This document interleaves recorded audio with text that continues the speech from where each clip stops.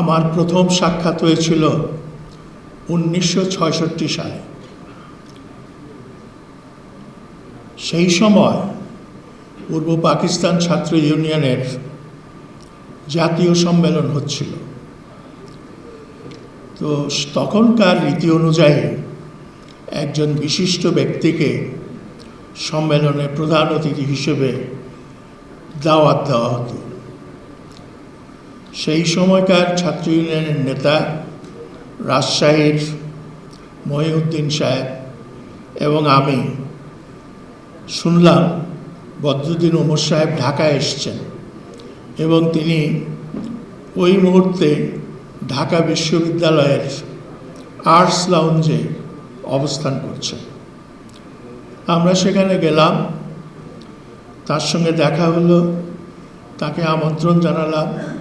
তিনি সানন্দে সেই আমন্ত্রণ গ্রহণ করলেন। তারপরে দ্বিতীয়বার তার সঙ্গে আমার দেখা 1969-এর গণ অভ্যুত্থানের সময়। সেই সময় তিনি রাজশাহী বিশ্ববিদ্যালয়ের চাকরিতে ইস্তফা দিয়ে জনগণের আন্দোলনের সঙ্গে জড়িত হওয়ার সিদ্ধান্ত নিয়েছেন। রাজশাহী বিশ্ববিদ্যালয়ে থাকার সময় তার উপর মোনায়েম খান খুবই যেটাকে বলে অত্যন্ত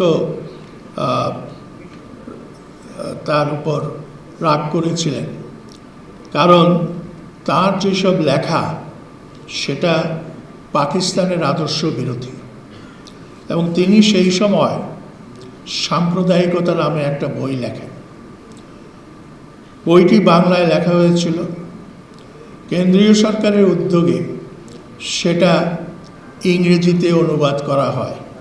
সেটা বদরুদ্দিন ওমর সাহেব তার আমার জীবন গ্রন্থে লিখে গেছেন। এটা অনুবাদ করার কারণ পাকিস্তানি শাসক গোষ্ঠী বুঝতে চেয়েছিল তার লেখা কতটা পাকিস্তান বিরোধী।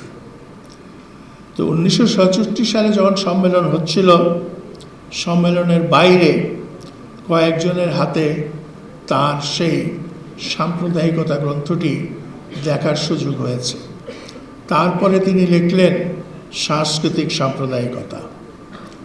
1969 সালে তিনি যখন মন স্থির করলেন এই দেশের বামপন্থী কমিউনিস্ট আন্দোলনের সঙ্গে যুক্ত হবেন, সেই সময় তিনি আমাকে নিয়ে চট্টগ্রাম গেলেন। এবং চট্টগ্রামে তখন শক্তিশালী শ্রমিক সংগঠন ছিল এবং কমিউনিস্ট আন্দোলনের একটা ভালো অবস্থা সেখানে ছিল। তিনি আমাকে নিয়ে সেখানে কাঠটলিতে, একটা গ্রাম চট্টগ্রাম শহরের বাইরে সমুদ্রের উপকূলে, সেই গ্রামে কমরেড দেবেন শিকদার থাকতেন, তার সঙ্গে সাক্ষাৎ করলেন। দীর্ঘ আলোচনা হলো। সেখানে আমি নিছক শ্রোতা, আলোচক দুইজন, দেবেন শিকদার এবং কমরেড বদরুদ্দিন ওমর। তারা দীর্ঘক্ষণ আলাপ করলেন। এক পর্যায়ে বদরুদ্দিন ওমরের সঙ্গে কথায় দেবেন শিকদার কিছুটা রাগত স্বরে বলে উঠলেন, আরে মিয়া, কতই তো দেখলাম। তো এই ধরনের উক্তির ফলে, যেটা অত্যন্ত তাচ্ছিল্যজনক উক্তি ছিল, সেই উক্তির ফলে বদরুদ্দিন ওমর হতাশ হলেন, দুঃখিত হলেন, মনকষ্ট পেলেন।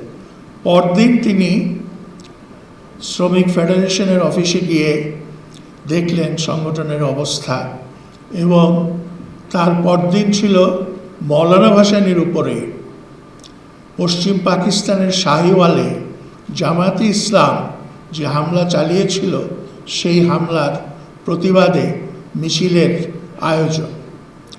তখন শ্রমিক ফেডারেশনের অফিসে মিল কারখানা থেকে ফোন আসছিল, কোথায় কিভাবে শ্রমিকরা মিছিল করে মূল স্থল লালদিঘির ময়দানে জমায়েত হবে।